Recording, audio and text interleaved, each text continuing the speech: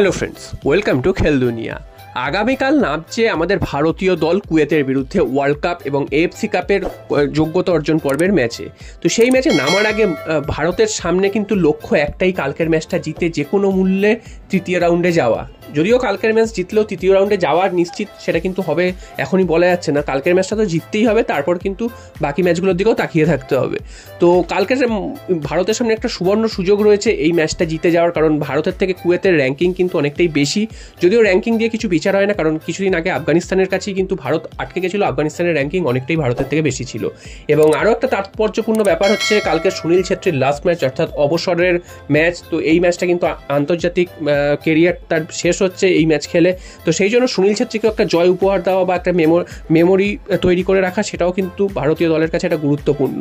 তো সেরকম ম্যাচে নামার আগে ভারত কিন্তু ফুরফুরে মেজাজই রয়েছে, কারণ ভারতীয় দল অনেক দিন ধরেই প্র্যাকটিস করার সুযোগ পেয়েছে, যেটা ইগর স্টিম্যাচ এতদিন ধরে বলে আসতেন যে ঠিক মতন নাকি তিনি দল সাজাতে পারতেন না, দলের প্র্যাকটিস হতো না। তো এখন তিনি অনেক দিন, 1 মাসের ওপর তিনি ক্যাম্প করেছেন এবং তারপর তিনি কিন্তু খেলতে নামছেন, তাও আবার যুবভারতী ক্রীড়াঙ্গনে এত দর্শকের সামনে। তো সেই ম্যাচটা ভারতীয় ফুটবল দলের সামনে একটা কিন্তু অগ্নি পরীক্ষা। এই ম্যাচটা জিতলে ভারতের সামনে ইতিহাস অপেক্ষা করছে, তারা কিন্তু তৃতীয় রাউন্ডে যাওয়ার দরজাটা খুলে ফেলতে পারবে। এবং যদি না জিততে পারে সেক্ষেত্রে কিন্তু এখান থেকেই আউট হয়ে যেতে হবে ভারতীয় দলকে। তো কুয়েতও কিন্তু ছেড়ে দেওয়ার পাত্র নয়, কুয়েতের সামনেও সুযোগ রয়েছে, তাদের সামনে সুযোগটা কিন্তু অনেকটাই কম, কারণ তারা 1 পয়েন্ট নিয়ে 4 নম্বরে রয়েছে এবং আফগানিস্তান 3 নম্বরে রয়েছে, ভারত কিন্তু এই মুহূর্তে 2 নম্বরে রয়েছে। তো ভারতীয় দলের কাছে এই ম্যাচটা এই জন্যই এত গুরুত্বপূর্ণ যে ভারত যদি এই ম্যাচটা জিততে পারে তাহলে কিন্তু একটা ইতিহাস তৈরি করতে পারে। তো তোমাদের কি মতামত, কালকের ভারত ভার্সেস কুয়েত ম্যাচের রেজাল্ট কি হতে পারে, ফলাফল কি হতে পারে, তোমরা অবশ্যই কমেন্ট বক্সে জানিও। এবং ভারত কি জিততে পারবে সেটাও অবশ্যই তোমরা কমেন্ট বক্সে জানিও। এরপর চলে আসি মোহনবাগানের খবরে। তো মোহনবাগানে কে আসছেন এই নিয়ে কিন্তু এখনও অবধি কোনো আপডেট পাওয়া যাচ্ছে না, এবং মোহনবাগানের কোচ কে হচ্ছে সেটাও কিন্তু এখনও অবধি কনফার্ম কিছু জানা যাচ্ছে না, এবং পুরোটাই কিন্তু একদম চুপচাপ হয়ে রয়েছে, যেটা কিন্তু অন্য বারেও এতটা চুপচাপ দেখা যায় না মোহনবাগান ম্যানেজমেন্টের তরফ থেকে।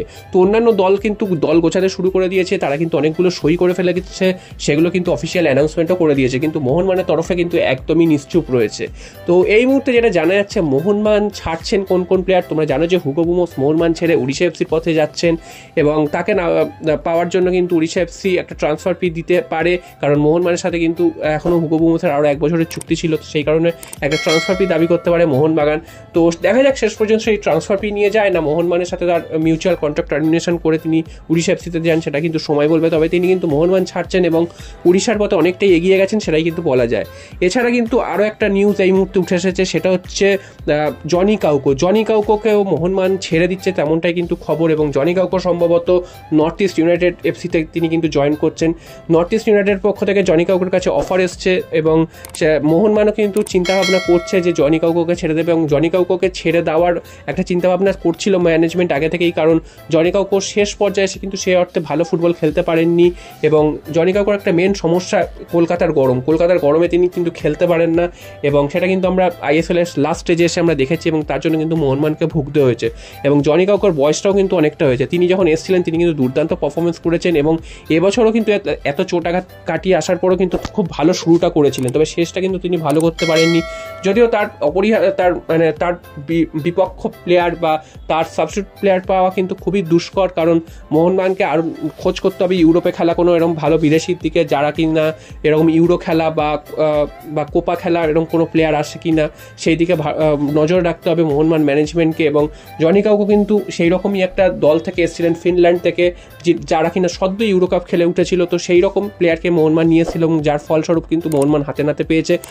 খুবই ভালো মাঝমাঠটা সামলেছিলেন জনি কাউকো।